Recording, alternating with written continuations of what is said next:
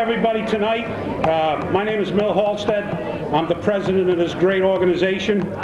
I think it's great, so do a few other people. But I want to thank everybody for coming. There's just a couple of things I want to say. On the table, there's a pink sheet, which is the Eagles schedule. Also, there's an Eagles media guide on the table, and there's also a yellow application form. And we like to get as many members as possible. All the information is on that sheet. What I'd like you to do is read it and submit your application. There's also a few people I want to recognize. One guy very in particular, Pat McClune. Is he here? He's not here yet. He's not here yet, but when he gets here, Pat is from the Daily News. He's the sports editor, and he's helped us out greatly with the scholarship fund.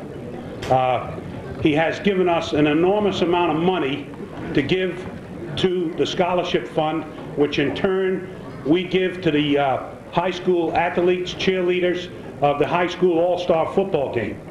And all of the revenue from tonight that's left over goes to the scholarship fund. All our money is generated and helps athletes go on to further their education. The other group I want to thank is the Eagles for all the goodies that they gave us so we could raffle off. That raffle money is used to pay for the mugs that we give out to the students and the players of the All-Star game. Along with that, I want to thank all the board members. I'm doing all this now instead of later, because as it gets later, you get quicker and you want to get out. So I want to thank all the board guys that helped me. I'd like them all to stand up and give them a round of applause. They're all through the audience. I'm not going to announce their names.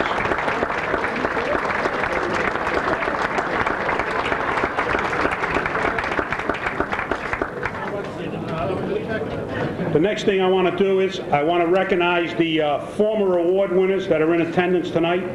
Vince Papali, Larry Cardonic, Bill Escher, Louise Escher, Lee Elia, Bob Caesar, Ron Cohen, John Mackanine, Vince Presto, Bill Reynolds, Jim Riley, Reg Coletta, Art McNally, and Frank Cosman. I want to thank them all for coming tonight. I want to get back to membership and dues. I'd like as many people as possible to join. It's only $5 a year, and not only join for 1 year, but keep it up, because that keeps our fund going. Now, along with that, I want to take a moment of silence, and these are our members and former award winners who have passed away in the last year. Charlie Guider, Ted Quadenfeld, Madeline Giamento, Larry Kimbrough, Helen Goldstein, Pat Sarnice, Otto Davis, Connie Morgan, and Bob Smith. I just want to take a moment of silence.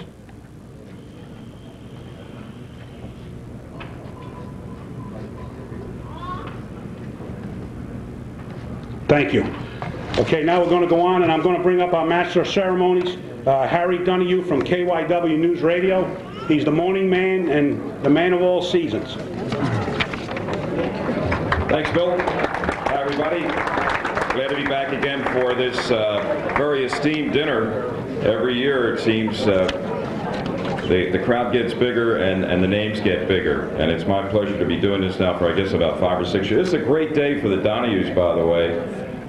You probably saw in the paper or on television my long distant relative, Phil, is going to be returning they kind of dusted him off. MSNBC's kind of desperate for ratings, and Phil's going to be coming back, and it's great. I wanted to call him. I couldn't reach him today because I'm sure his phone was busy, but I read some of his comments yesterday. He said, you know, he's glad to get back into television and be doing that show on a nightly basis. He said now's the time. He said ever since September 11th, you know, the need to speak out and to defend the Constitution and freedom of speech and all that is great. And he said what really, really inspired him to get back into television was watching September 11th at Today's Show and watching Katie Couric and the way she handled the description of the tragic attack on the World Trade Centers. And I'd love to believe Phil, but I think what really inspired Phil and what really inspired the guy was the contract he saw that Katie Couric got more than anything else, $13 million a year. I mean, that's a lot of money, and I'm sure Phil's going to try to get a hunk of that change. Right now, I want to bring up the champion cheerleaders, right, Milt? Yep. These girls from Frankfurt High School are going to lead us in the Pledge of Allegiance. We want to welcome here Tiffany Gatson and Sarah Kranitz, Katie Beck, and Juanita Bank. Girls, could you come up here, please, to our dais? We have our flag here to the right behind our waitresses there. And these young ladies are going to lead us in our Pledge of Allegiance. So if you'd all stand and recite the Pledge of Allegiance with these championship cheerleaders. Ladies?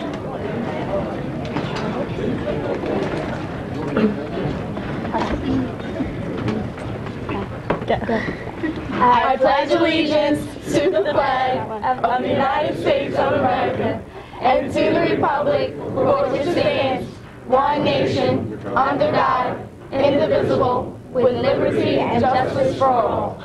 Thank you. Thank you very much. Thanks, girl. Thank you.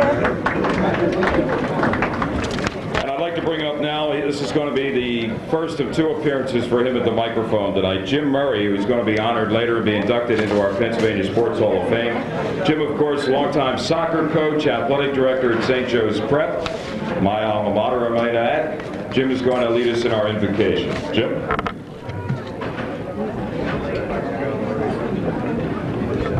Thank you, Harry.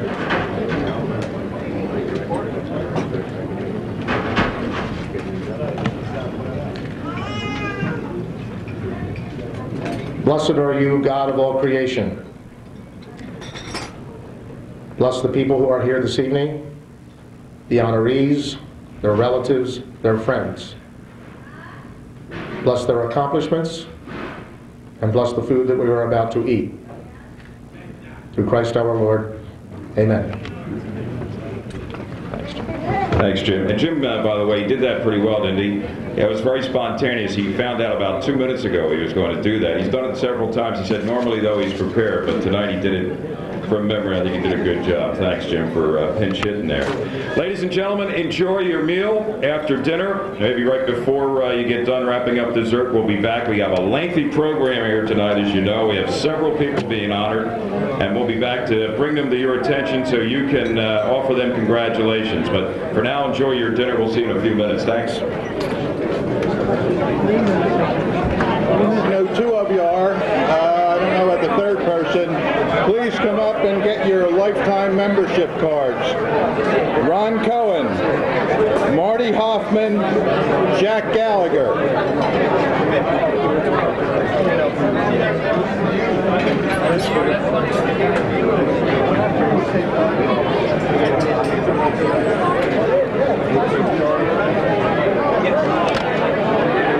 I know Ron's here. Yeah, Marty Hoffman's here. Marty, thank you. Congratulations. How are you? Ronnie. I got the right Is one. Jack Gallagher here?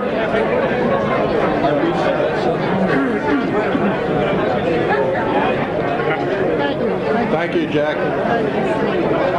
want to thank everybody, and the yellow forms are on the table, folks. Don't hesitate to fill them out.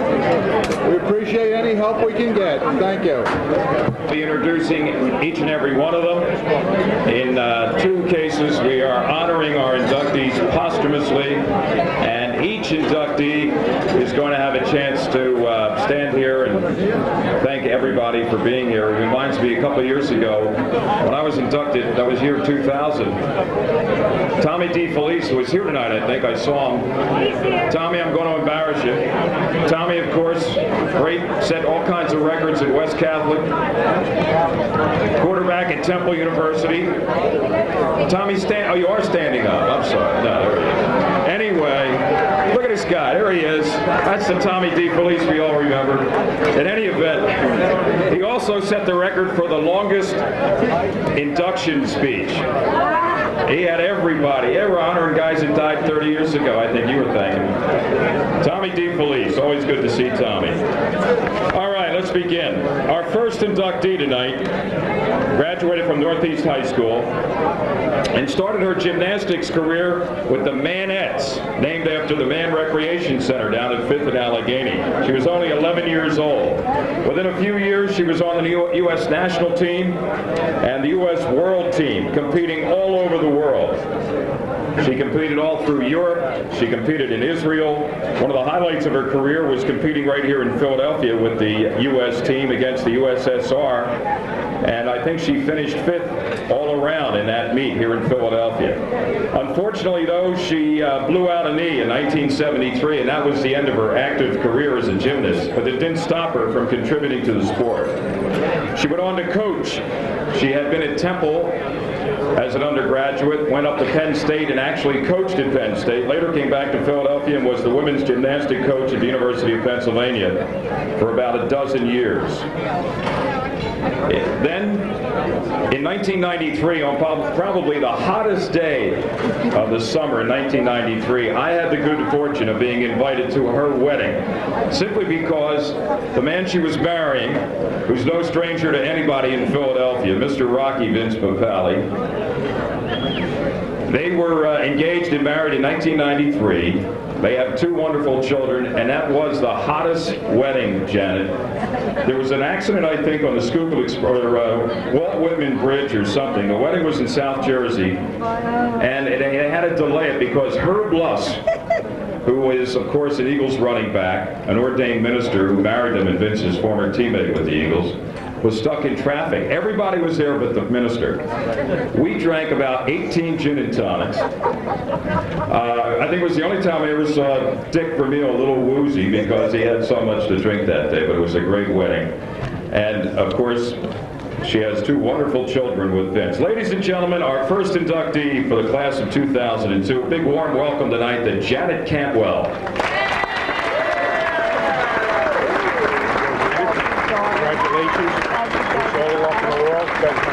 Well,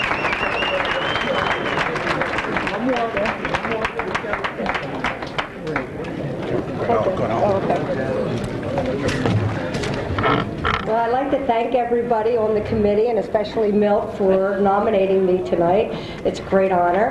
And I'd like to also congratulate all the other honorees, because I know this is a great honor to be here tonight. I was here for 1993 when Vince got inducted, so I think gymnastics has finally broken the wedge, because this is usually a football and cheerleading event and some basketball. So thank you everybody for thinking of gymnastics, because we've come a long way. So what I'd like to do is acknowledge some people here tonight, and I'd like to first acknowledge my parents. I'm the oldest of 9 children, and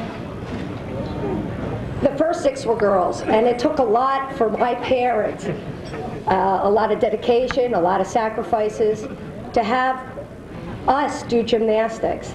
So Mom and Dad, thank you for giving up a lot and giving us a lot, because gymnastics really changed our life. So because of sports and the dedication of parents, we were able to come a long way, as they say. And then I'd like to thank Ginny Coco, who was my coach. And Ginny is really the pioneer of gymnastics, along with her husband Bill, who is no longer with us. She's really the pioneer of gymnastics in Philadelphia. She was a school teacher that was at 5th and Allegheny with her husband Bill, and donated a lot of time and changed a lot of people's lives. She created a lot of Olympians, a lot of world-class athletes, and a lot of coaches that are now coaching today and really living another dream. So Ginny, thank you for being here. It means a lot. And then of course, it's all my sisters and brothers. You know, we're a team. Everybody used to think of us at Man Recreation Center as the Cantwells. So this award really is for my sisters and brothers, because we're a team. And my sister Tina, number 9, and her husband Paul are here tonight. And number 7 is here, Kenny and his wife Julie. And number 6 is here, Barbie from Washington. And number 4 is here, Lenny from, she has a gym school up in Colmar, Pennsylvania. And Patty's number 5, she's here. And I don't think I forgot anybody. But we were all known as the gymnast, and when we were at Man Recreation Center, everybody used to say, oh my God, the Cantwells.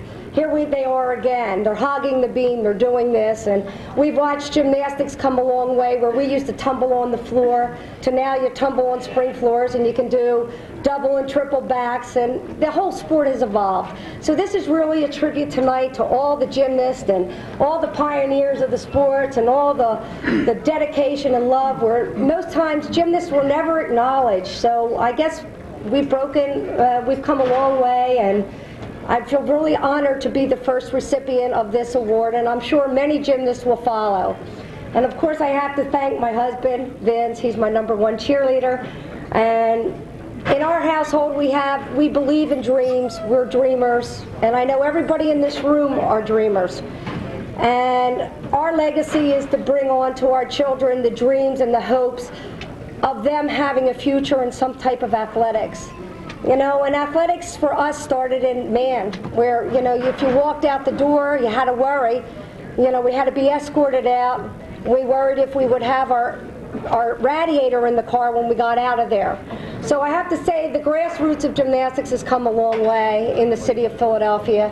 And my kids, I hope they have a future and they have dreams like everybody in this room, because we're all dreamers, and we wouldn't be here unless we had some kind of hope or future for our kids and our future. So thank you again. I appreciate this honor.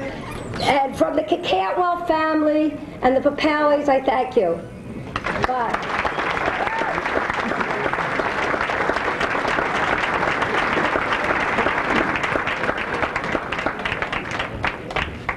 Thanks, Janet. As I mentioned, Janet started her career at Temple. Actually, this is almost like a Temple Hall of Fame, too. If you look at the roster of inductees tonight, I believe there are 5, including Janet, who attended Temple University, as did our second inductee. And this gentleman, no stranger to basketball fans of the Big Five and in particular Temple University.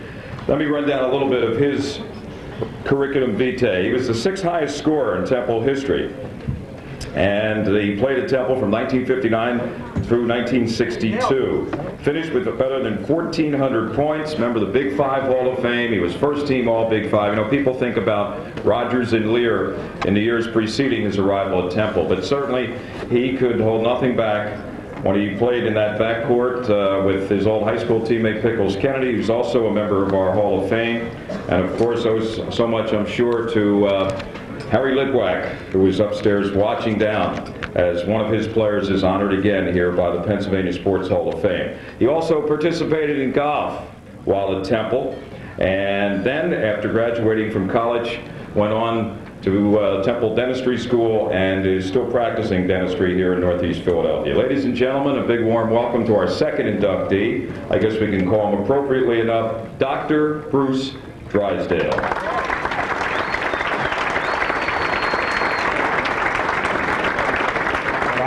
Congratulations, Cantwell. You really deserve it. Thank you. We'll do one more. Great. Thank you. Right there. Stay right there. Oh, one more. My son get one? Oh, yeah. Thank you. Thanks. Mr. President, members of the committee, honored guests, friends, family. It's a pleasure to be here this evening. About 3 years ago, I sat out here with you and watched Bill Kennedy receive this same award. At that time, I realized that I probably would get this award in a few more years. When accolades were delivered, Pickles got them before I did. He was a little older, but our careers were kind of the same. So I knew that someday I might be up here. When Bobby Caesar called me, I was elated and quite honored and very proud to receive this award. But especially tonight, I'm really, really proud to be part of this occasion and sharing it with a fellow teammate, John Koskinen, and Bobby Harrington, who is not here, but he is here. It's quite a thrill, and I'm sure the committee didn't really realize this, but the three of us played together in the same time frame with the same great coaches, Harry Litwack and Skippy Wilson. And we even, one year, were roommates, which was really kind of funny. A lot of stories there, which I won't go into, especially in New York. However, because of this, I am truly honored tonight to be here with John. It's a great thing. And I want to thank you all again, the committee, for choosing me. And oh yeah, I can't wait for Bill Kennedy to get in the Pennsylvania State Hall of Fame, because I will soon follow into that prestigious area also. Thank you very much.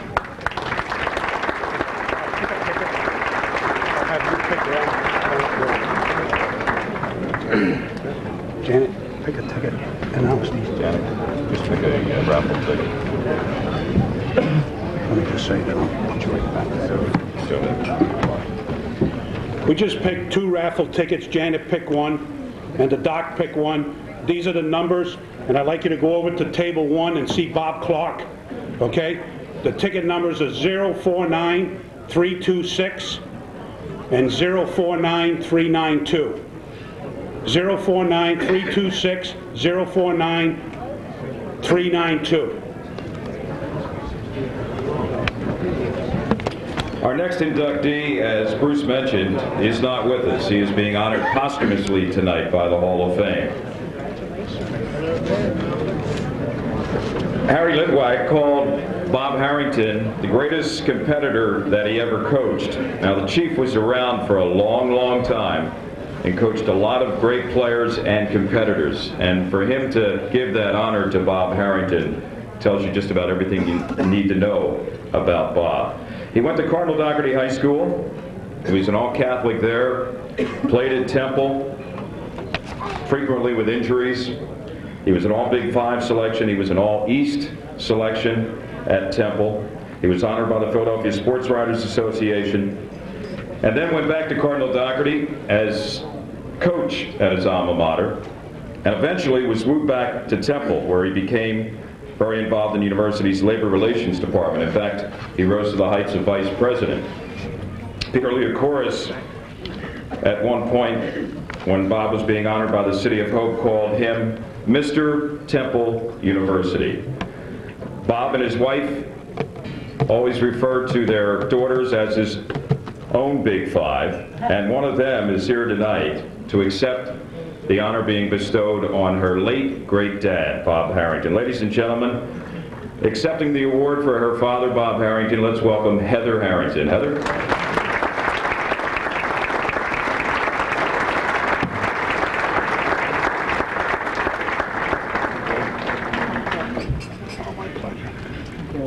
Two, one.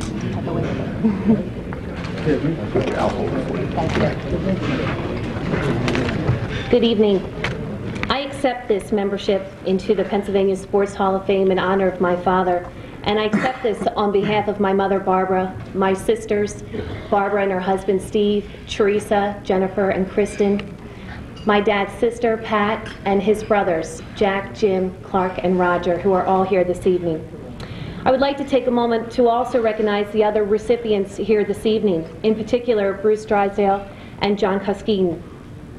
Both were teammates with my father at Temple, and in 1962 had the phenomenal year with the Owls as they participated in the NIT that year. Sports have always been an intricate part of the Harrington family and often the setting of many family gatherings. My earliest memories involve being at various gyms, Cardinal Dougherty, the Palestra, and McGonigal Hall, to name a few. To my father, basketball was more than a sport, more than an activity. It was a way of life. The discipline, the teamwork, the dedication, the loyalty to teammates and coaches that were involved in athletics were also what were part of him, what are a part of all the true champions. They're the same values that he modeled as a player, a coach, and more importantly, as a person. I have no doubt that tonight my father is proud of this moment as we are. On and off the court, he exemplified the highest moral character, and he always displayed modesty in victory and graciousness in defeat. Basketball players come in assorted weights, heights, hair colorings, and intelligence, but all have the same creed, and that is to play every second of every minute of every quarter of every game to the best of their ability. Dad spent a lifetime living this creed, applying this to his daily life, being the best possible person that he could be.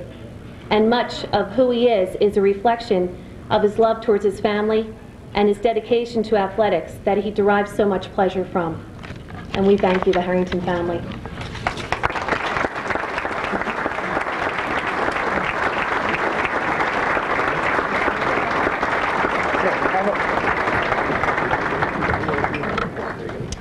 Thank you, Heather. And we have another raffle ticket winning number, 049157. 049157. Open, but no transportation on it. Inside there.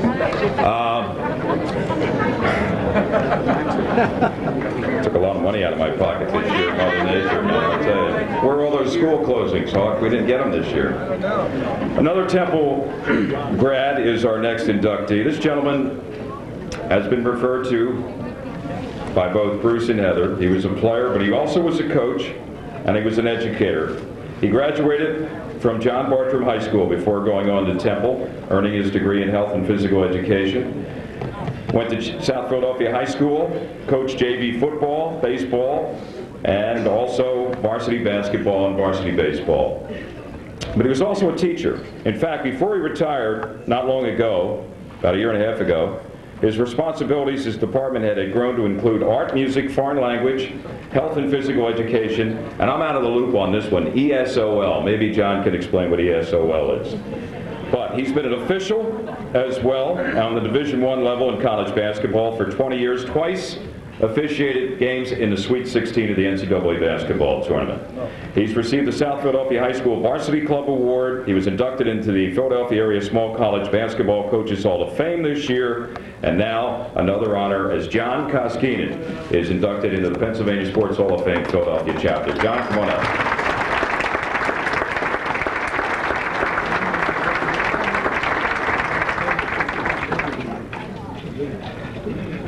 Okay, guys, from this, here we go.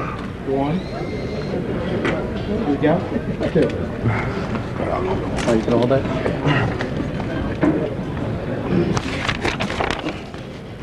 I'd like to thank the members of the Philadelphia chapter of the Pennsylvania Sports Hall of Fame for choosing me to be inducted this year.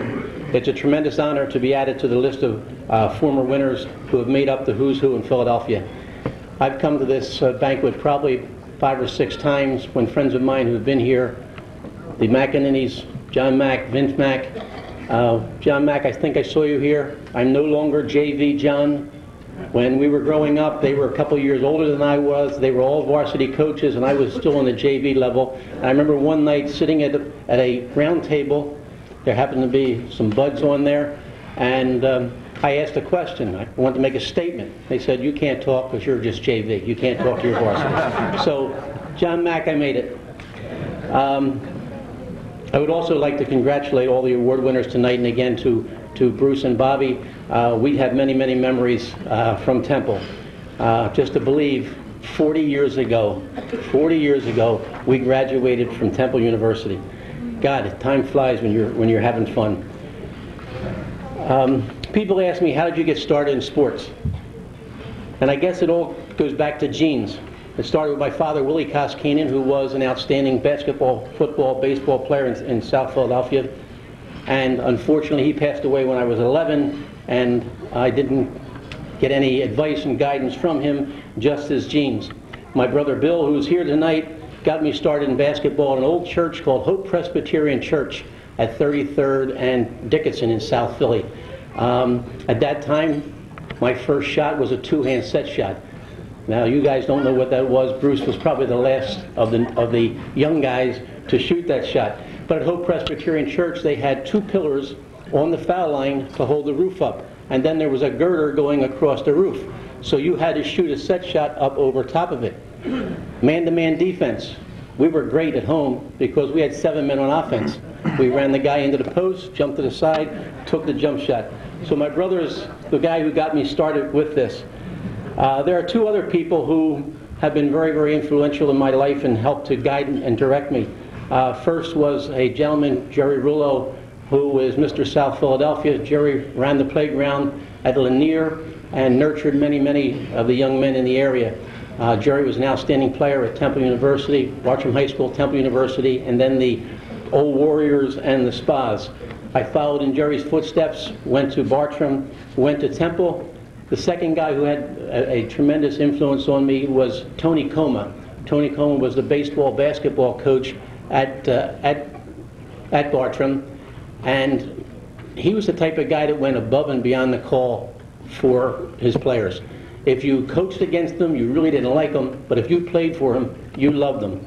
I can remember my first week of my junior year in college, I get a scholarship offer because I had a great sophomore year, and unfortunately, I was not in the academic program. Tony grabbed me, took me out of the old trade shop program, put me in the academic program, got me started, changed my life completely. He then set up tutors for me. Now here we are, we're talking back in 1957. Set up tutors for me because it was much more difficult taking algebra and geometry when I was taking basic shop math. So Tony, I owe both Tony and Jerry an awful lot. In my 38 years in the school district of Philadelphia, I could go through many memories, but there isn't enough time tonight. If anybody would like to sit and have a soda water outside, I'll be glad to give you a history of the school district of Philadelphia. But I do owe an awful lot to Jerry and Tony, and I just hope that some of the things that they gave to me, I was able to rub off onto some of the young people that I was involved with through those years. I would be remiss tonight if I didn't take a moment to introduce a couple of people who are here to help celebrate my induction into the Pennsylvania Sports Hall of Fame. First, my wife, Michelle, who retired 2 years ago as the athletic director from Frankfort High School. Michelle, thank you. My son, Johnny, who I always know how many years it was when I graduated from college, because all I have to do is find out how old Johnny is, because Johnny's going to be 40 on May 4th, and on May 4th of my senior year, my son was born. So Johnny and Trish, thank you for coming. My daughter Trish and her husband Ed Costantini, thank you guys for coming. My brother Bill, who got me started, and I'm trying to find that old pair of trunks that he gave me. They were so big I had to take the belt off my pants and tie them around. I think I'd like to take them and put them in the South Philadelphia Hall of Shame. But Bill and Jimmy, thank you for coming. In closing, I would like to thank the committee again for my selection, and again congratulate all the award winners. It is indeed an honor to be inducted with you. Thank you.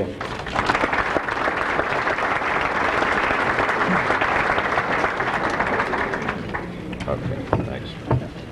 That's Bill. Thank you. John's ticket that he selected, 049232. 049232. All right. Another official makes it to the Hall of Fame. Our next inductee has been officiating for almost, well, over 35 years, actually. Graduate of Frankfort High School. Soon after that, started the high school and college ranks.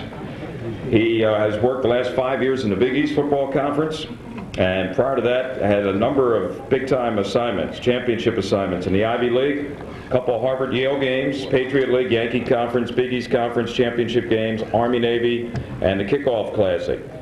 He also was honored by the College Football Foundation as the Official of the Year in 1996, and recently, I guess you could say his active officiating career has ended, and he is the newly appointed football supervisor for officials for the Atlantic 10 Football Conference. Nice warm welcome to our next inductee, to our class of 2002. Ladies and gentlemen, here's Jim Mackanine.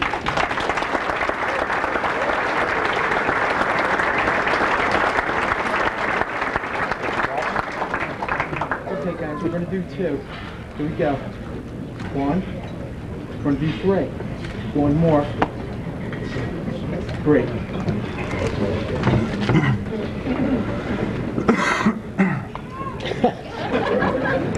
Bill knows I'm an official, so I'll have to wear my glasses, I guess. I'd like to thank the committee tonight for choosing me to be inducted into the Hall of Fame. It's quite an honor, and also to congratulate all of the other inductees here tonight. Truly, this is a special night for myself and my family.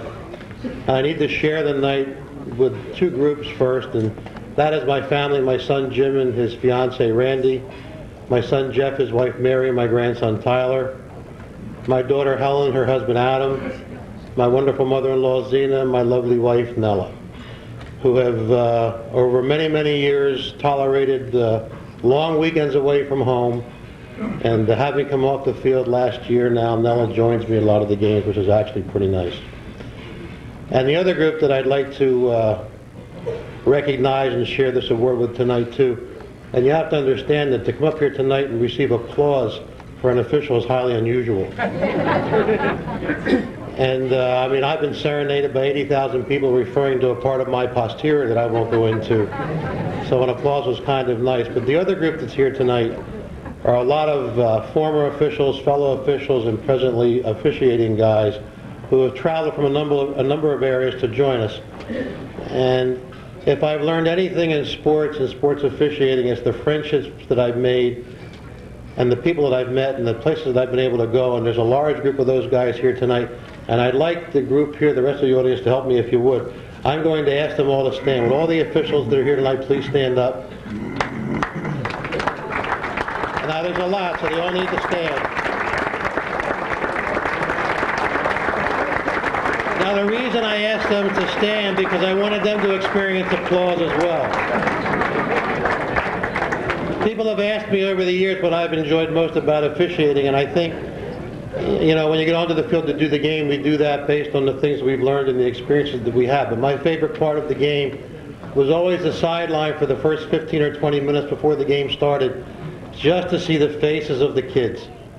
to stand on the sideline at Notre Dame and listen to the fight song and see the players and as they come onto the field with the band and the cheerleaders, and to do an work up in Army and Navy and stand in the end zone. And whenever I did any of their games, I always stood under the goalpost before the game started and watched the cadets and the midshipmen march in because I wanted to see the faces.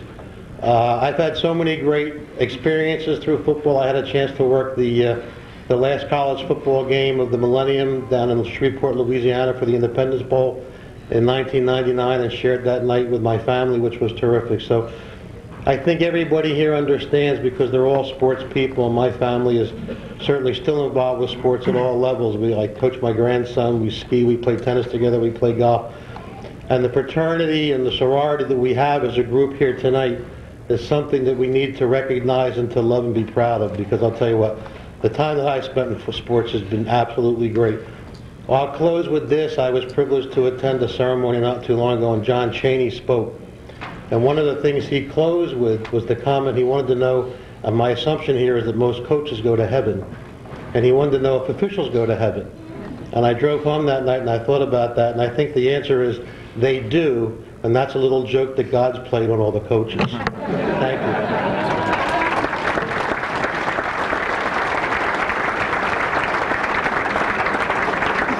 Thanks, Jim.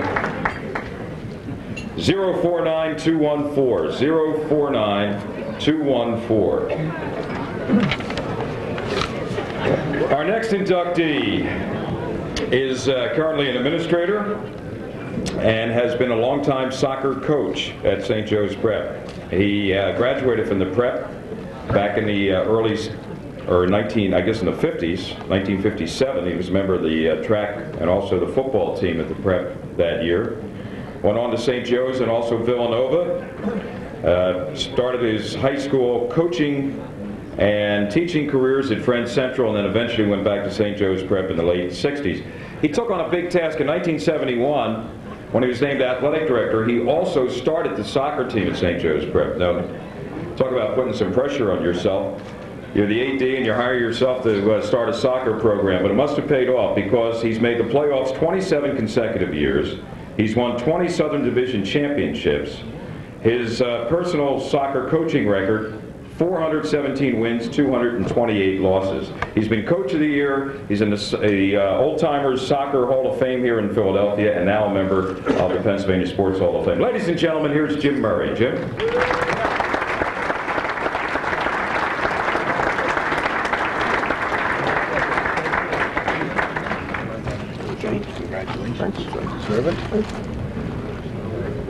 One more, guys.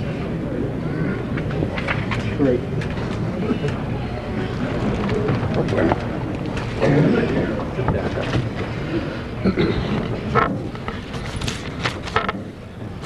Thank you. For a number of years, there's been a bit of confusion between that other Jim Murray, who used to be with the Philadelphia Eagles, and me, not because of our looks, but because we lived near each other, had children in the same school, in the same grades. And the fun that I had with that was when some of the Eagle players used to call me and wanted to talk contract. And guess what I did? And about 10 minutes later, I get a call from Jim, and he had some very unnice things to say about me.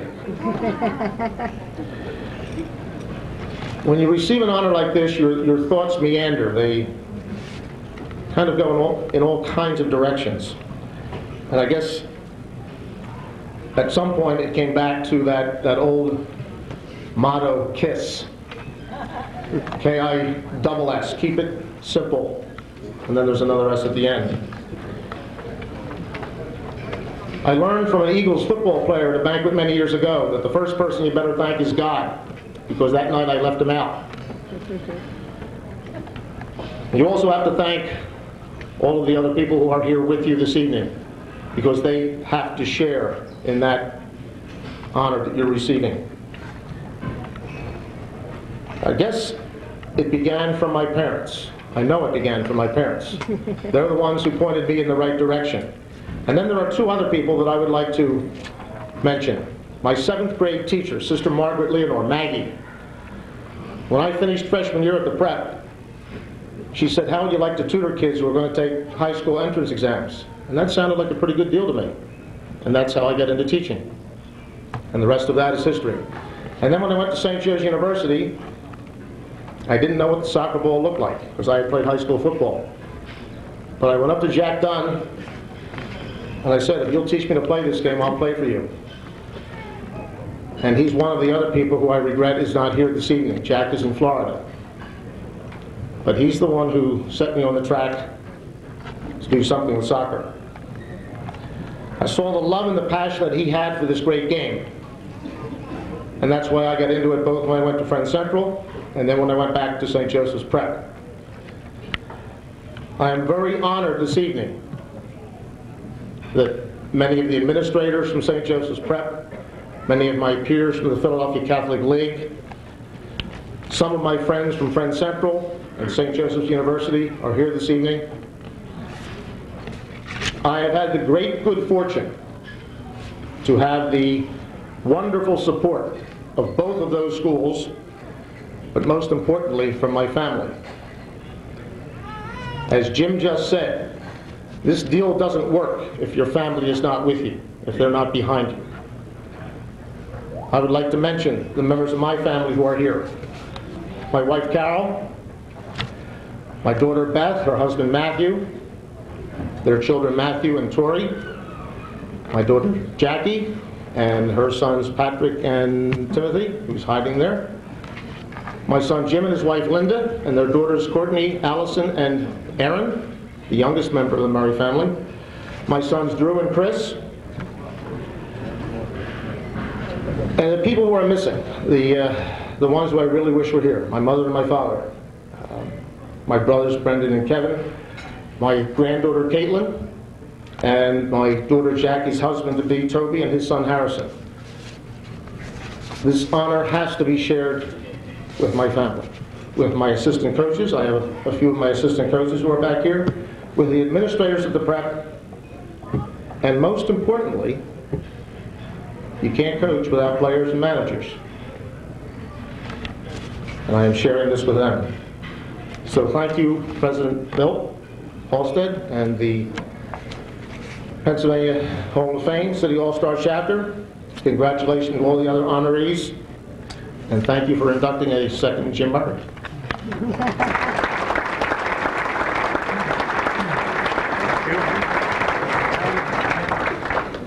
Jimmy, Dan wants to take a picture.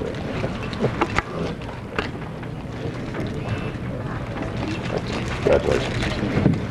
And the winning ticket picked by Jim Murray, 049216. 049216.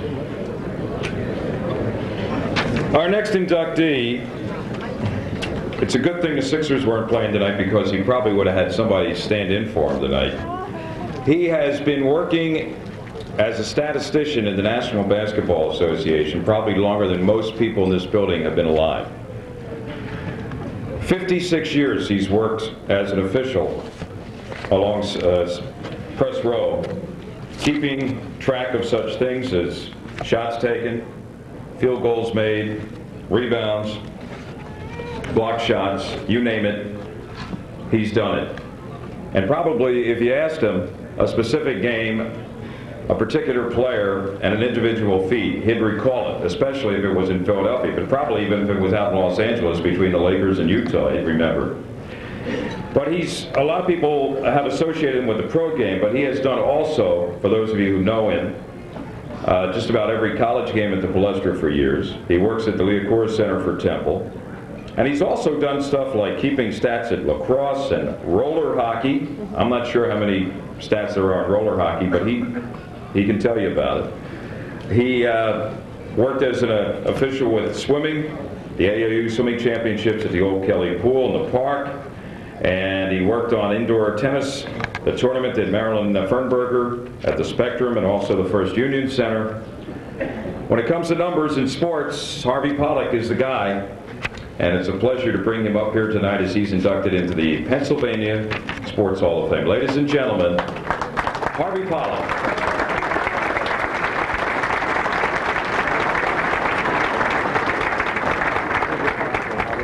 Look right there. Okay, guys, we're gonna do 2. Here we go.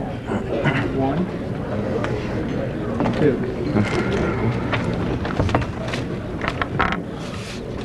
2. They told me I could only speak 3 minutes. I don't even get warmed up in 3 minutes. The last speaker, he neglected. There's another Jim Murray who's in the room tonight. He's a member of my stat crew. He's sitting right here. He'll never be elected into this organization.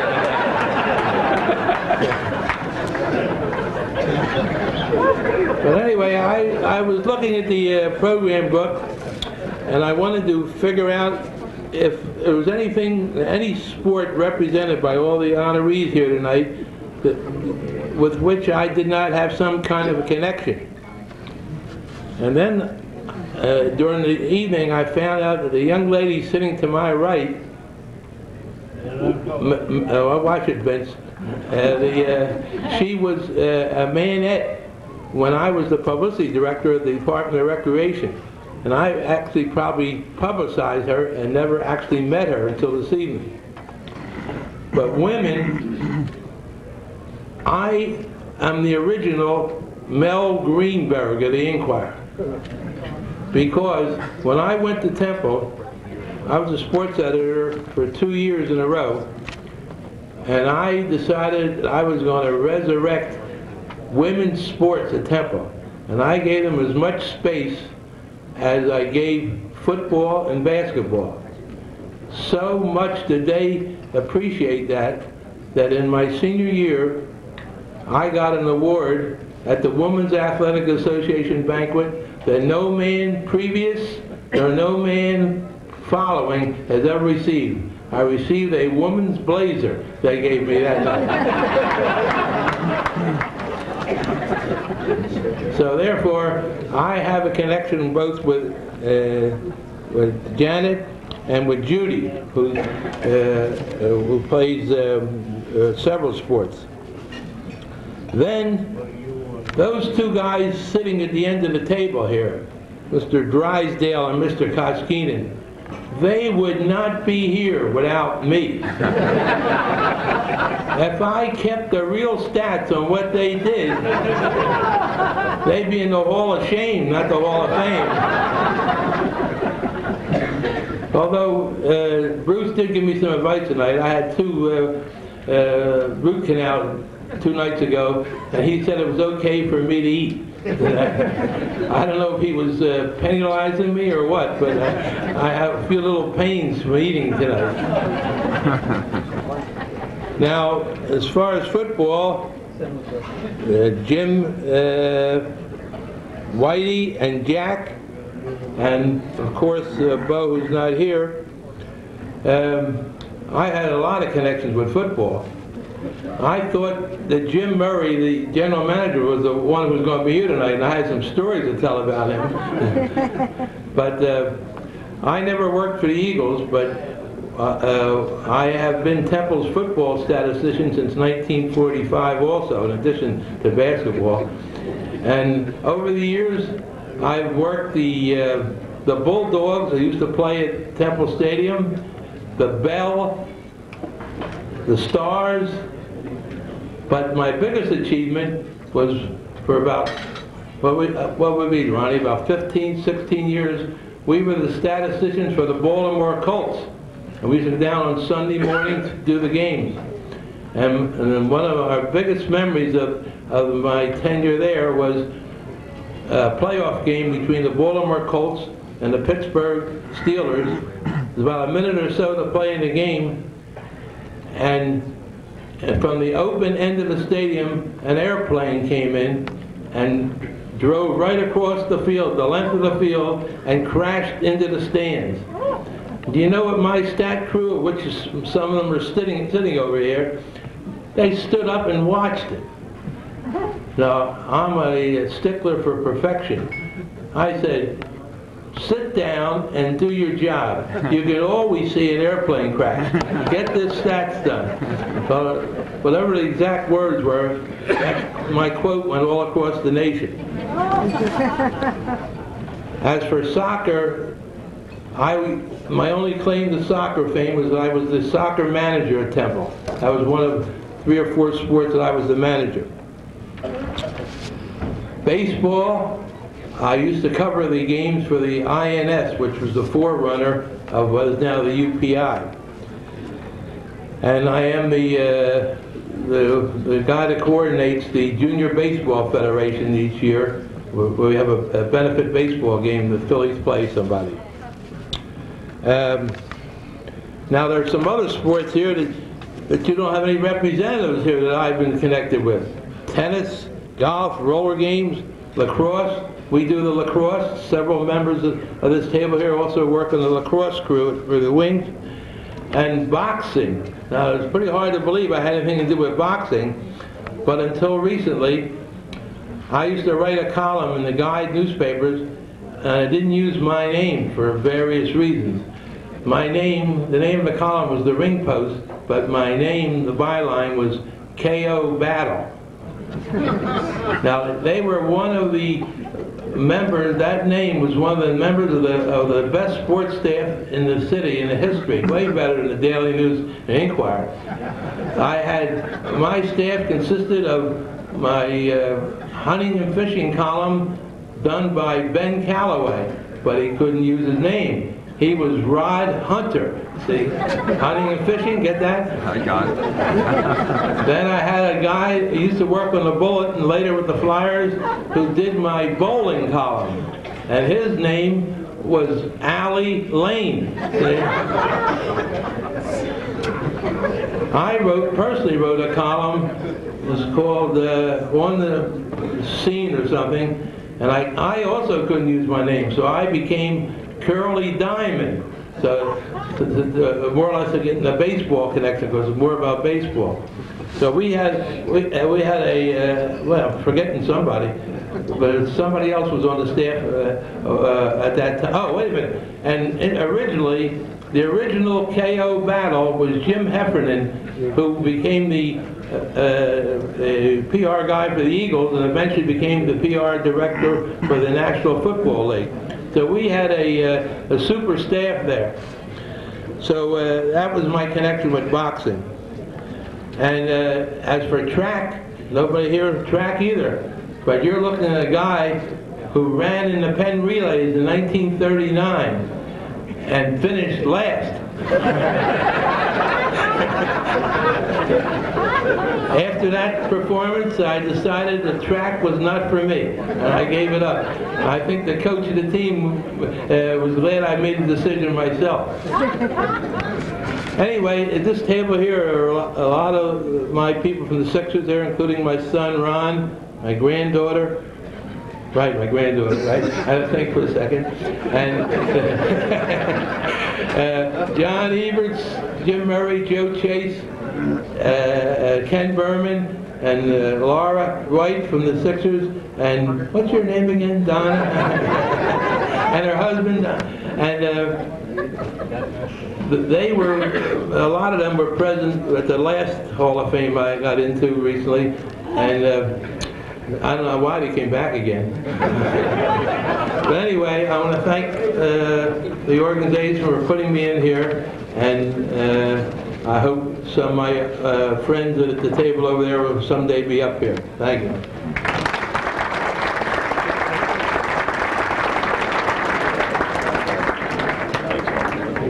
Thank you. Harvey just said he's warmed up. He didn't like the shot clock either. Okay. 049124. 049124. Our next inductee is also being honored posthumously this evening.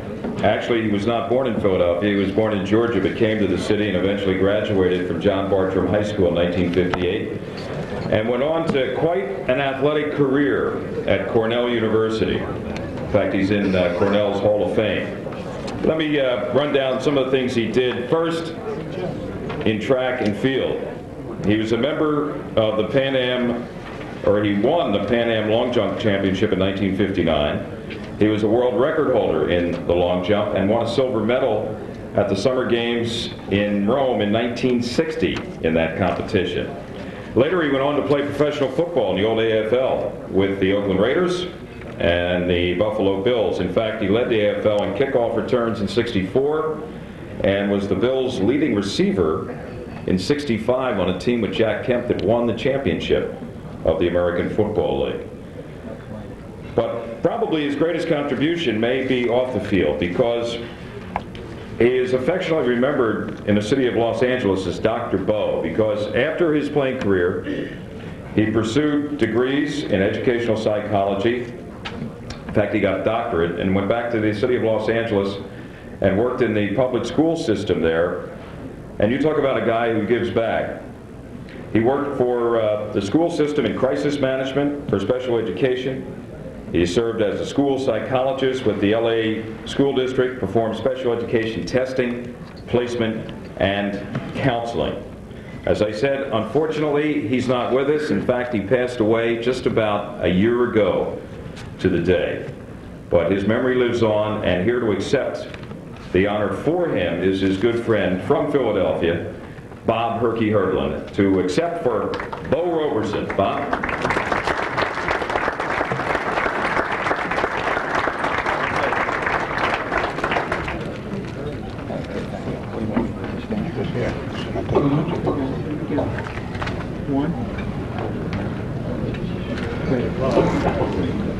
I want to thank the committee for nominating Dr. Irving Bo Roberson to the Hall of Fame.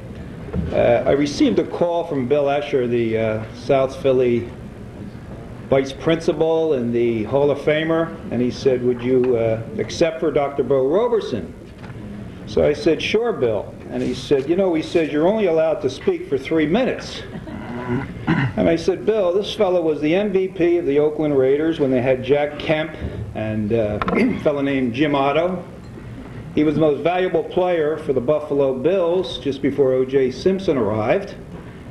And I said, believe it or not, in 1960 he was the greatest athlete in the world. And I'll get into that in a couple minutes. And he said, well, Bob, he says, we had a couple inductees a few years ago, and they were great football coaches. And one's name was Vince Mackanine and the other John Mackanine. And they developed a rule called the Mackanine rule, because Vince spoke for an hour about John, and John spoke for an hour about Vince. And there was no time left for anybody else. So I don't know whether I'm able to meet that guideline of 3 minutes, but we'll try and go through it and give you some information about Dr. Irving Bo Roberson. Bo went to the same high school I did, John Bartram High School. I was a freshman, he was a senior. And of course, Bo made all public with 4 other fellas. A fellow named Wilt Chamberlain, Guy Rogers, Buddy Houck, Jerry Smith, and Guy Rogers. And of course, unfortunately, 4 have now passed on. That was the class of '53. From there, he went to Cornell University, played football for Cornell, basketball, and track. And then he went to West Point, where he retained the rank of captain. And there was a fellow who coached at Olney. I'm sure Lee Elia must know him. His name was Al LaRocca. And he now is the senior vice president of the Oakland Raiders. And he wanted to get Bo Roberson on the Oakland Raiders club. The only problem was the San Diego Chargers had the rights to Roberson. And San Diego really wanted to get themselves a wide receiver. So Oakland decided to make the trade, and the trade was a fellow named Lance Allworth, who's in the Hall of Fame, and he was traded for Bo Roberson. Now, I don't know who got the best of the trade, but in his first year, Bo Roberson was the MVP of the Oakland Raiders. He played football in the AFL for approximately 6 years. After that, he then turned around and went out to California, where he obtained the doctorate degree of Doctor of Psychiatry. Now, getting back to 1960, and I was probably as close with Bo as anybody, he had left the city and went out to California and hadn't returned in something like 25 years. And the biggest mistake Bo made was not entering the Olympics in '60. Because in addition to winning the silver medal in the broad jump, he also high jumped 6'9". And the fellow who won it that year was Rayford Johnson, who high jumped 6'3". And I actually took the statistics of the events that Rayford Johnson performed in, and I compared them with the statistics that Bo Roberson had done when he was at Cornell and subsequent to that. And Bo would have actually beat Rayford Johnson in 7 of those 10 events, and then he would have been recognized as the greatest athlete in the world in 60 in Rome. I have no idea the reason why he didn't enter the Olympics that year. It was probably the biggest mistake he ever made. After he was concluding his athletic career, he finally came home for about a week. Because I had asked him, I said, Bo, you know, you haven't been home for 25 years. Your mother hasn't seen you. And he said, well, I'll get home. And he kept postponing it. And then one day, without any phone call or anything at all, he just grabbed the plane and went back to Philadelphia. His home was very, very close to John Bartram High in the Meadows. And he walked up the steps and tapped his mother on the shoulder. She hadn't seen him in 25 years, and that was the first time that Bo had returned to this city in 25 years. So we got to talking, and we were together for 3 or 4 days. And I said, Bo, what is your greatest achievement? I said, certainly winning a silver medal in the Olympics, being all-pro with the Oakland Raiders, being the MVP of the AFL Super Bowl game in '65. He says, no, it was none of those things. I says, well, what could possibly be better than that? He says, well, he says, there was this fellow who was studying to be a doctor. And he went to Georgetown and received straight A's. And he was out in California in medical school, and he received a C. And apparently, by getting the C in this potential doctor's mind, he was going to be a bad doctor. And he then went up to the bridge, large bridge there in California, where the suicide rate is like 98%. And the first point of contact was the LA police. And then, of course, they bring in a crisis team or a psychiatrist. In this case, Bo Roberson was very, very good at that. And he talked to the fellow for about 35 minutes, and the fellow came down from the bridge and never did commit suicide. And, you know, life went on, and the fellow became a very, very great neurosurgeon. And in Bo Roberson's mind, that was the greatest achievement that he ever made. And I guess in hindsight, you'd have to look at it and say that's probably so. He saved a life, and you know, I'm sure that this neurosurgeon is going to turn around and save a lot of lives in the future. I want to thank everybody for the time. And I know I extended to 3 minutes, but I know my speech was subordinate to the Mackanines, who took 48 minutes. So, again, thank you very much.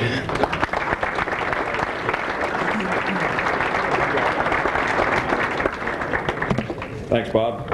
And the ticket selected by Bob, 049134. 049134. Okay. Next, we have a guy, he's probably the Vince Lombardi of the Catholic Football League here in Philadelphia. He has been involved in teaching and coaching in the Catholic League for almost 40 years. I mean, you take a look at him, it's hard to believe, isn't it? Because he looks like he's not even 40 years old. Do I get $20 for that, Marty, or what? All right, thank you. He made most of his wins, of course, at Father Judge High School. 4 Catholic League championships, 1 city title when they played that game. In his appearances at Veterans Stadium, he has a perfect record of 7-0. He holds the record for most wins in the history of the Philadelphia Catholic League. He won almost 200 games against 82 losses, 5 ties, and he played in 40 postseason games. He was Coach of the Year in the Catholic League on 5 different occasions, and tonight we honor him as a member of the Pennsylvania Sports Hall of Fame. Ladies and gentlemen, his first name is John. We all know him as Whitey Sullivan.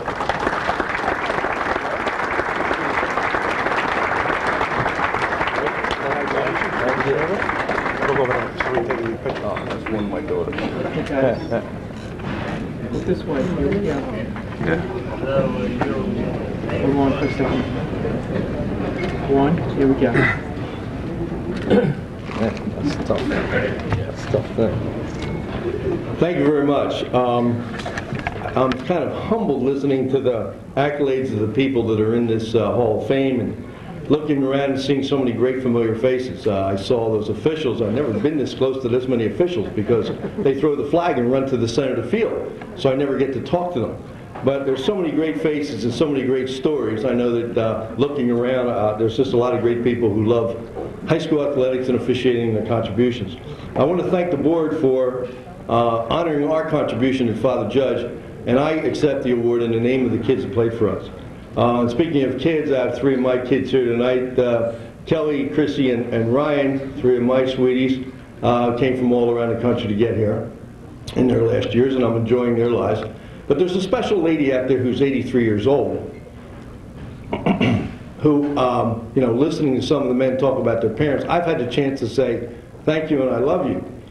Now, here's a lady who doesn't know anything about football, 83 years old. I've been in 300 football games in the Philadelphia Catholic League, and she's been to just about all of them. But that little 83-year-old lady, because she taught me an awful lot about loyalty because she lived it. Mom, stand up, please.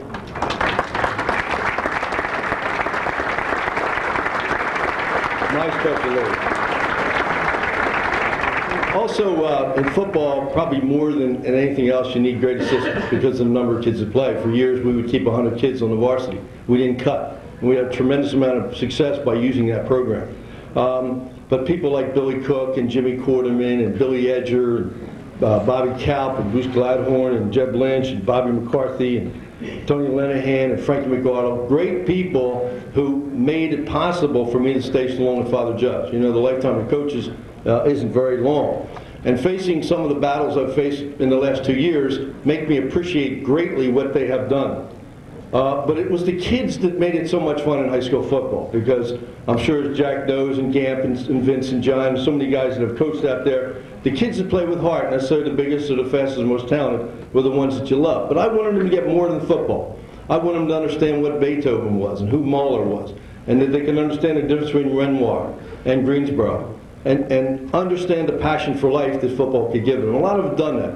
And someone asked me, what was the best thing that you did? Not the playoff games, not the wins, you know, not the victories, not all that. The thing was what the kids were able to do with the education that football provided them, and what they've done in their lives, the Jimmy Cases and Jerry Magdalenas and the guys who are officials who are here tonight.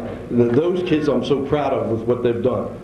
I want to congratulate the other honorees because there's a great Frank O'Connor, Irish playwright story. He's running through the countryside, and the kids in the Irish countryside would throw their hat over a wall when they get to a big wall, because it made them make a choice, and the choice was they had to climb the wall and overcome the obstacle and get their hat. And I look around to these guys tonight, and I certainly congratulate them and certainly honor them for the fact that they accepted the challenges and that they went over the great heights and they went over the wall and get that hat. And to them, you know, what they have done is a thrill to me to be just in their company. So many sad stories about football, but I know you're pretty familiar with one of them. A little clerk out west, and he's working in a supermarket stocking shelves, and he meets a young lady and wants to take her out and goes home. She has 2 children. She's a couple years older. Diane, I think was her name. And finally gets to take her out, and they go to the movies, and she says, well, my babysitter quit. I can't go. Children are home. He said, well, take the children. So he meets his children. One's a little 13-year-old girl. You can imagine what a headache that is. Those of you who have little girls, teenage girls. And the other was a paralyzed boy with Down syndrome in a wheelchair. Well, he takes the kids to the movies, go to dinner, and anytime they needed help, men's room, he took them. And he was just a great role model for these kids. And as it turned out, the lady goes home, she says, I know I'm going to marry that guy. And it turns out that Kurt and Diane now live in St. Louis, and he's the quarterback for the St. Louis Rams, Kurt Warner. So sometimes you hear sad stories about football. When you hear stories like that, you just, you know, you kind of get the goose pimples in the back of the neck and just love what's going on. There's a couple quick stories that made me proud, because not always the kid with the most talent was the one that got closest to your heart. We had a kid a couple years ago who went to Penn. He wasn't a great player, but he was a good student. His father was blind, and you know, he didn't see a lot of his games. And so he goes to Penn, and he has a great game at Dartmouth. He puts him in a game. His dad had died the week before. And he says, how come you played so well? And he says, because it was the first time my father saw me play. Well, I used to use all these stories on the kids and all this kind of stuff. My kids never heard me in a halftime speech. Anything to get the kids to play the best that they can. And I thought what it did was make me a better teacher. And even though I'm not coaching today, I still think the things that football taught me made me a better teacher. And the funny thing now is I'm the oldest teacher at Father Judge, which is a riot, because I got out of Villanova and I went there and I figured, oh, I'll try this for 2 years. Well, 38 years later, I'm still doing there and loving it. You know, I never felt a day where I had to get up and go to work. It was just that kind of thing. The kids are great, football was great, I'm a lucky guy. A great family, and the nice thing about tonight is that I can tell the people who've been around me that I love them. And sometimes that's important, especially when you look at September 11th. One little quick story about two kids, two brothers. One was a pessimist and one was an optimist. I've always seen the glass was half full rather than half empty. They take the pessimist and put him in a room, give him toys, wrap him up, the whole thing. The kid tears him up, breaks the toys, smashes the hell out of him, whole deal. The optimistic kid they put in a room filled with poo, flat out poo. He messes around, plays, he's happy as hell, you know, Piggy, you know what, pull him out, wash him up, and he says, how come you were so happy? And he says, with all that poop around, there must be a pony.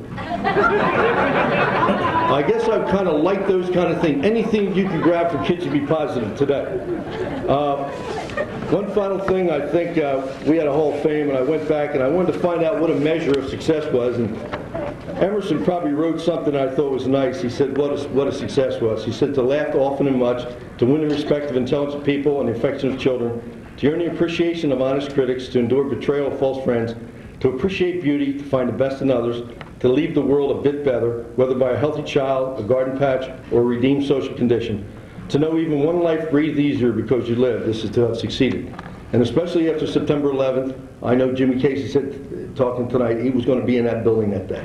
We thought Charlie Jarvis in there was a great player that day. He was up on Coppin Avenue that day with the union, representing the union. Mike Mulhern, who coached me, was out in California, should have been in that building that day, but was called away on that weekend.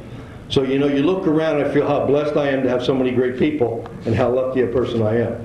And as I listen to God's voice, I can somewhat be sustained by His love as I open my eyes. His love lights up my work for me. As I forgive, His love reminds me that His Son is sinless. And I look upon the world with the vision He has given me. I remember we all are His sons and daughters. Thank you very much for such a great honor.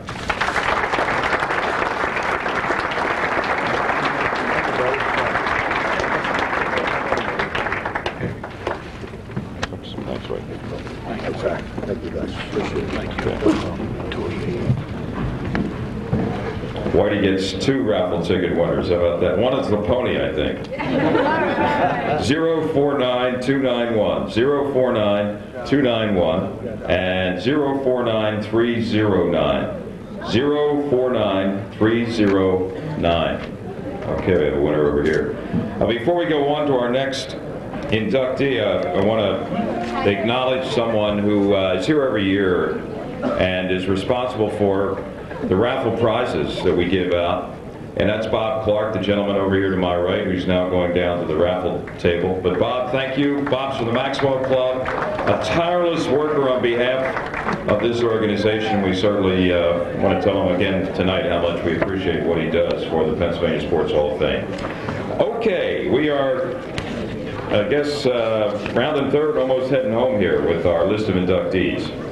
This next gentleman, for about 30 years, was regarded as not only an outstanding umpire, but trainer of umpires.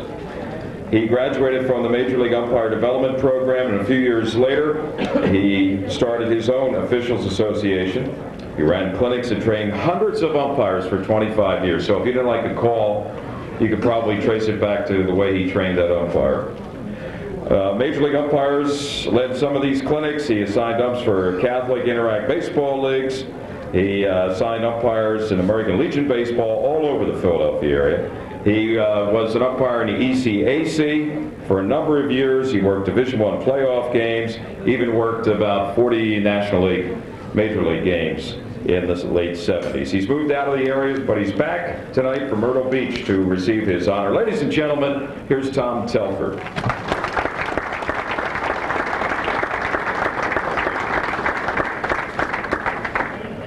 Okay, guys. That's right. We're going to do 2. Here we go. 1, 2. I'd like to say thank you to the group that have inducted me into the Hall of Fame. I'd like to also mention a number of umpires that I trained. I felt when I got involved in umpiring in the late 60s that I should mentor people. And a mentor is someone who can get his followers to do the job better than he can. And so there are a number of those guys here tonight. I'd just like them to stand and give them applause. All the guys that I've trained that are here, umpires.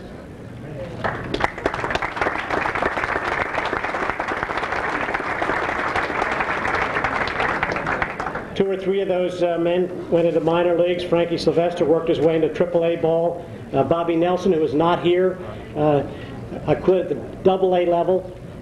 But umpiring, they say a good umpire is a person who is not noticed. And that's very difficult sometimes. But I had the privilege of umpiring. And I think the biggest thrill I had in umpiring was the relationships that I built with a number of people. And as I walked around the room tonight, I had a number of people come up to me and said, "Oh, you umpired my games in high school." And officiating is about relationships and about handling difficult situations. Also, when I first started, there was a man who's now passed away that it affected my life. I think he's a character out of the mold of Philadelphians, was Ernie Gallagher, and I think his son is here. Ernie was a guy that trained me in the beginning, and I think Ernie Jr. is standing back here. Stand up.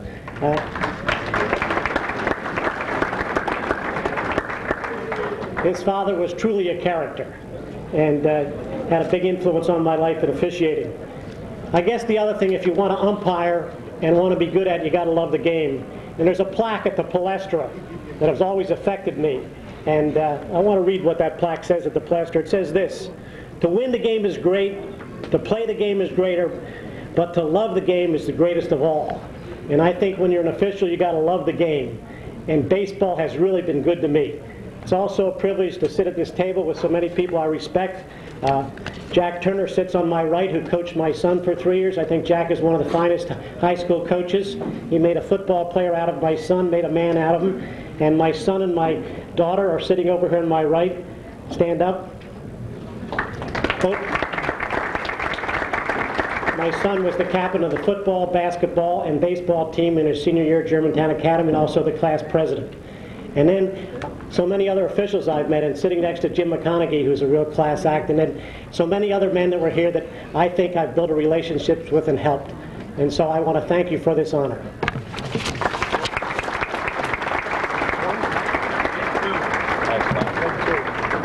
Take two.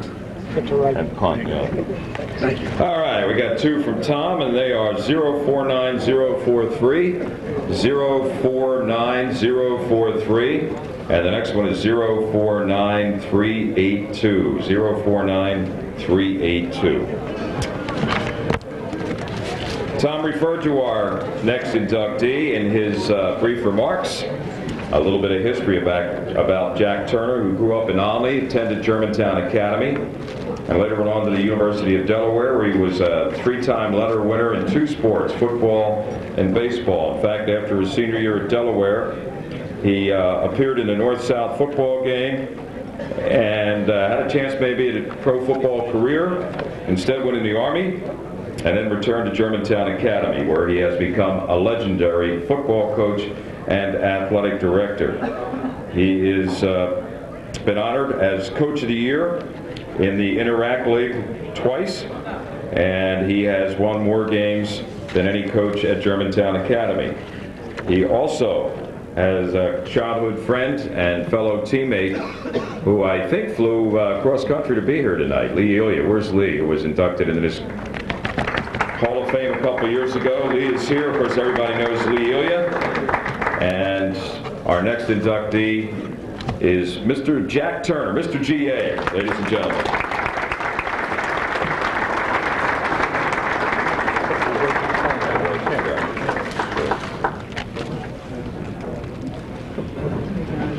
Two, here we go. One, here we go. Two. Okay, I'll hold it for you.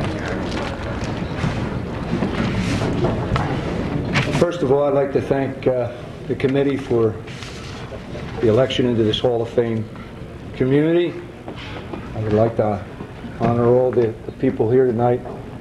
I watched you afar. Mike Gold being a dear friend of mine, I watched you guys play together. I would like to also introduce, and I had this speech written, and my wife said, "You're not going to read all that, are you?" And I said no, so I took it to work today and I redid it. And as I was standing in here waiting for my family to arrive and a couple of my friends, I sort of realized that there were more than just a couple friends going to show up tonight. Over to my left, a bunch of my fellow employees from the Klein Corporation showed up. I see John Citrone from one of our contractors, Tony Philippe, John's father, Cindy and Paul and Jimmy and his wife. It was magnificent.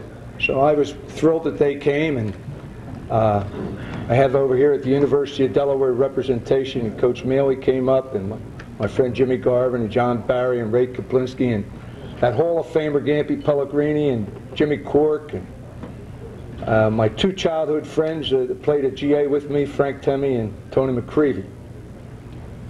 My family out here, John, Jimmy and his wife Lisa, Michael and his wife Meredith, my daughter Mary and her husband Ross, and my grandson Sean. Sean is a player at Germantown Academy, and Michael is now the football coach at Germantown Academy. Michael's wife Meredith works at Germantown Academy, and Mary Jo works at Germantown Academy, so you can see there's something going on there. But I guess the lady most important in my life, and has been for some 48 years, is my blessed wife Dolores. She has been the glue to the family. She has been the one that whenever we needed her, she was always there. And God bless you, dear. Thank you very much. Tommy mentioned Tommy, young Tommy over there. Tommy was has the distinction of not making All-Iraq his senior year, first team, but being elected the league's MVP. I am still confused to this day how you can be the MVP of a league, but you can't be first team All-Iraq. I never could quite understand that. Gamp, you weren't coaching in Iraq then, so you didn't have to worry about that. Tommy was a great athlete, but the greatest football player I ever coached is a guy named Bill Armstrong. And he went on to the University of Delaware, and he's in attendance tonight. He's my fourth son. I met him when he was 13 years old, and he went on to play at the University of Delaware. He was voted the greatest football player to ever play at the University of Delaware. So that says something about that young man over there. And the person I didn't purposely mention is because the speech had him not being here. That's Lilia. I was 12 years old, went to Jay Cook Junior High School, met a skinny kid who was the best athlete I ever saw in my life. I went from there. We played all together through every sport you could possibly play. And when it came time to go to college, he was all-state, 3 sports at Bordentown Military Academy. My dad had passed away when I was 15.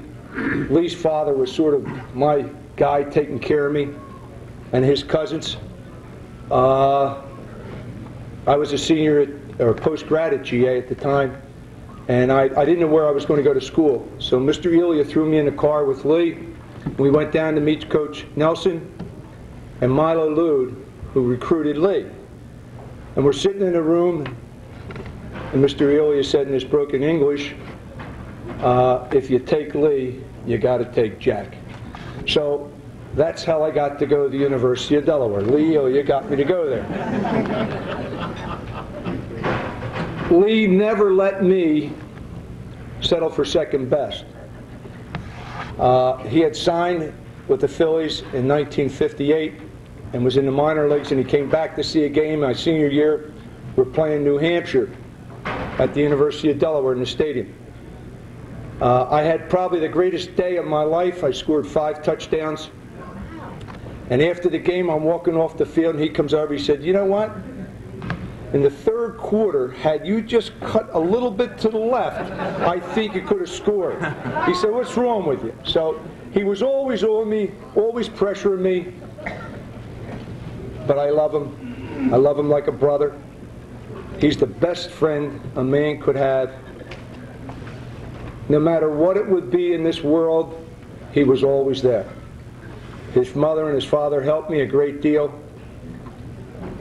And I just can't say enough about that man to show here tonight. I'm going to finish with a couple things because I've been very fortunate all my life to be surrounded by great people. As I mentioned, I played with great players. I guess the committee must think so because our freshman backfield was Harvey Pollock, who's in the State Hall of Fame, Lilia, who's in the State Hall of Fame, myself, and a guy named Tony Saravich. But 3 of the 4 are now in the Hall of Fame, and that ain't bad, is it, Gant? In high school, Tommy knows him, I was coached by Eddie Lawless, who was a football official also.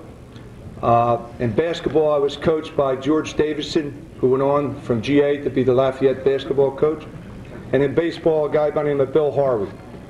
At the University of Delaware, I was coached by David Nelson and Tubby Raymond. In football and in baseball, Tubby coached me. And Milo Lude. Now, 2 of them, Milo and Dave Nelson, are in the NCAA College Football Hall of Fame, and I guess it won't be long before Tubby gets there. So I've been very, very fortunate. I look around the room, I see people that I've known since I've been a kid. And you people are the great people. Mr. Riley helped me a lot. I coached his son Jimmy, another great athlete. There's just so many great people in this room. I love you all. Thank you, and God bless you all.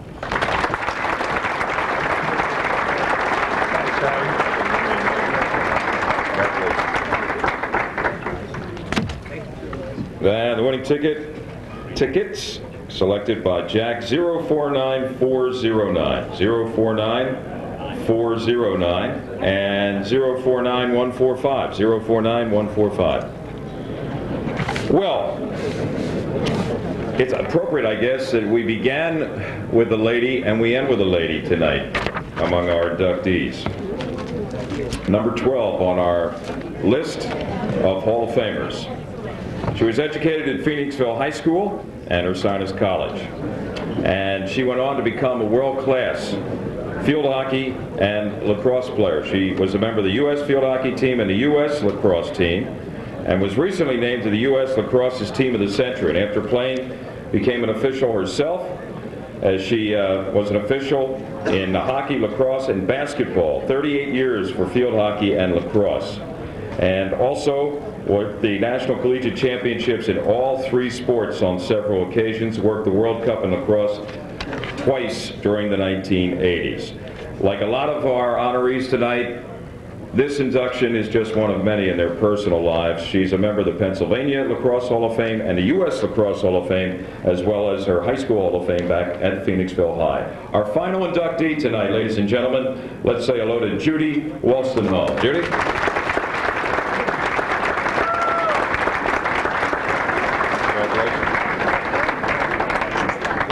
Picture taking time. Okay, guys, we're going to do 2. Here we go. 1, here we go. 2.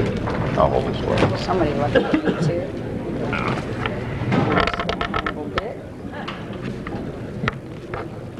For those of you out there that I'm still officiating your games, I only need these glasses to read. My far vision is still perfect.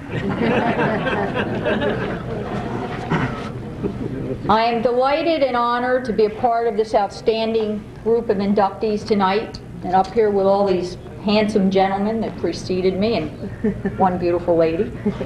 I truly congratulate all of you. There are many things in life that have caught my eye, but only a few caught my heart, and that was athletics and sports. Field hockey, lacrosse, basketball, softball, golf, and now even paddle, all caught my heart. Playing and coaching and officiating have been a big part of my life. And I really liken myself to, I'm like an old Coca-Cola bottle. I've been recycled a lot. I played all the games at a top level. I coached the games at a top level, and then went on for many, many years to officiate the games that I loved. I've been recycled a lot, but the recycling has allowed me to stay in touch with those games that I loved. And I can't remember a season of my life without an athletic activity. And I will always be humbly grateful that by some fluke of nature, I was able to play with some degree of skill, because I had so much good fortune come from it. The thrill and excitement of playing for my high school at Phoenixville, playing for Ursinus College, and then the joy of representing my country in 2 international sports. The sheer physical and aesthetic satisfaction of playing, coaching, and umpiring. The opportunity to travel all over the world, and the making of many lasting friendships.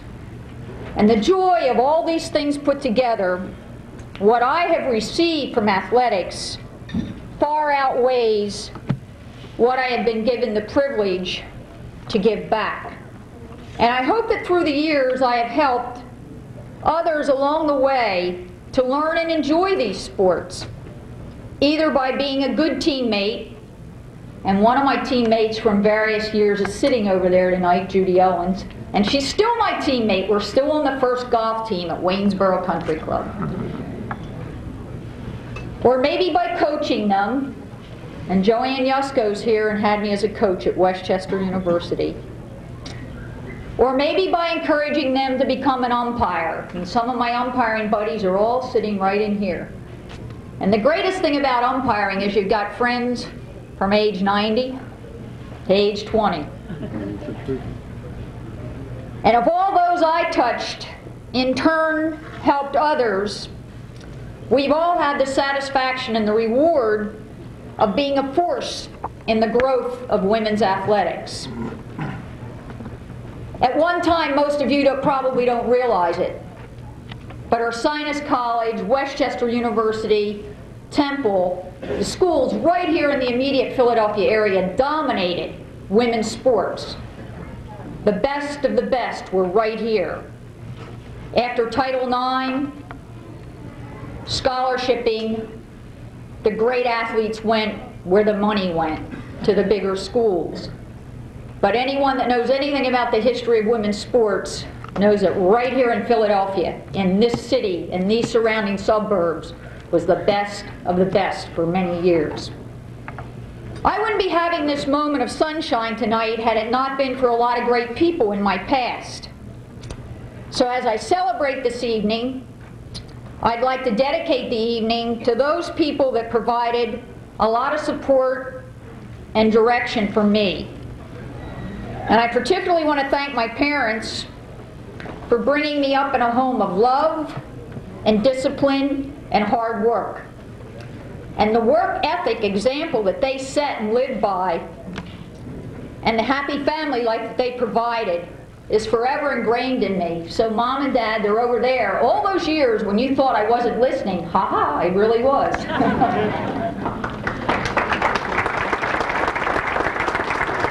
And perhaps more importantly, I thank my high school coaches, my college coaches, for making a mark on my life that cannot be measured.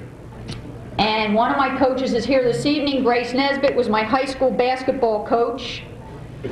To Grace Nesbitt, my basketball coach, to Ruth Alcott, my field hockey coach in high school, to Eleanor Snell and Marge Watson, my coaches at Ursinus College. I say thank you to all of them. And I say particularly thanks, even though she's not with us any longer, to Eleanor Snell, who is truly the CEO of women team sports at Ursinus and in the Philadelphia area. I take my hat off to all of these ladies, and they truly were ladies. They were not only my coaches, but they enriched my life, and I consider myself blessed to have had all of them. My Ursinus memories will always be of 4 joyous, busy, productive years surrounded by great coaches and great teammates. I could play well and I could look great because I was surrounded by terrific, talented, athletic women.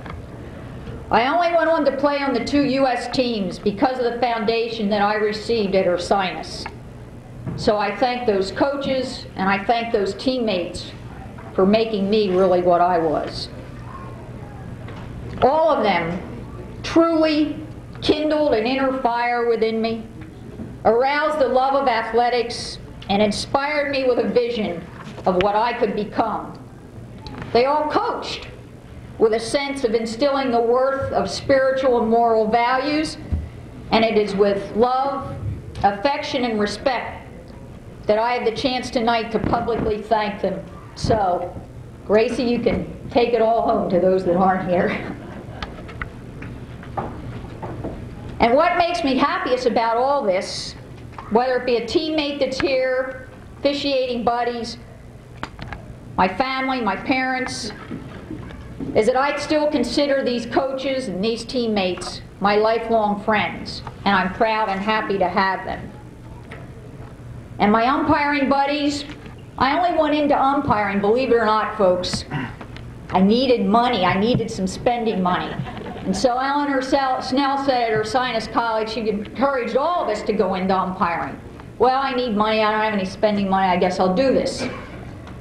Little did I ever think that 30-some years later, that between 3 sports, I would work 32 Final Fours for the NCAA. I loved it. I fell in love with officiating. It wasn't work. It was just plain enjoyment. Before I close, I would like to have some very special people over there at table number 8 be recognized. My husband, Dick, and I really should call him St. Richard for living with me all these years.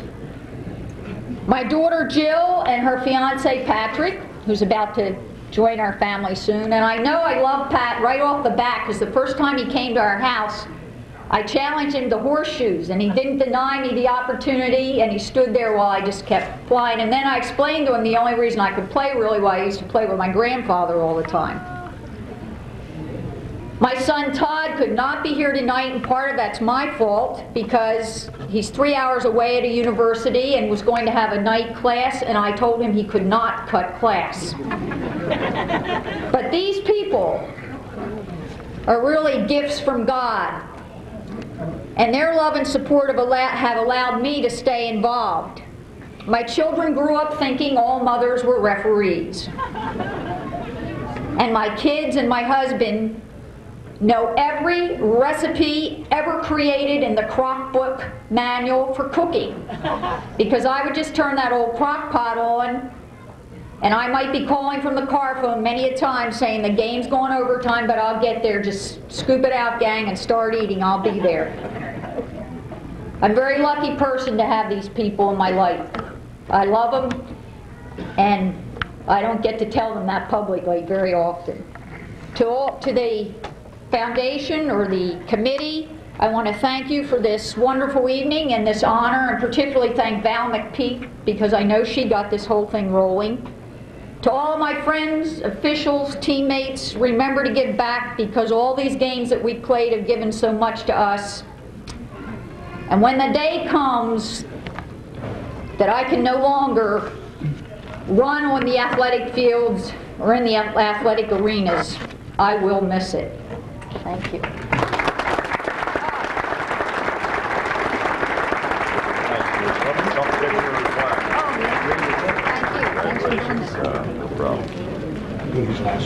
All right, Judy, thank you.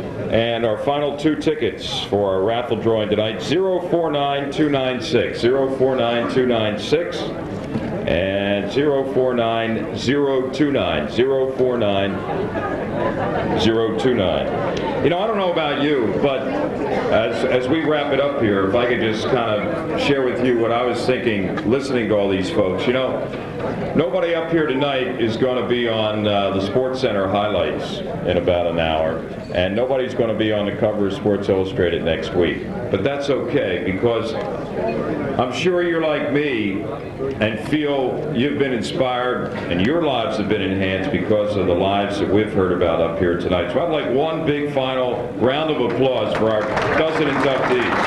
Thank you.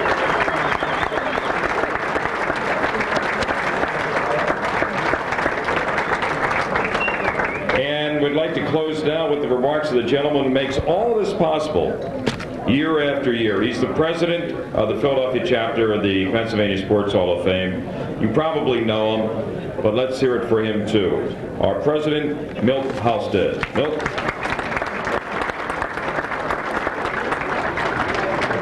I want to thank everybody for coming.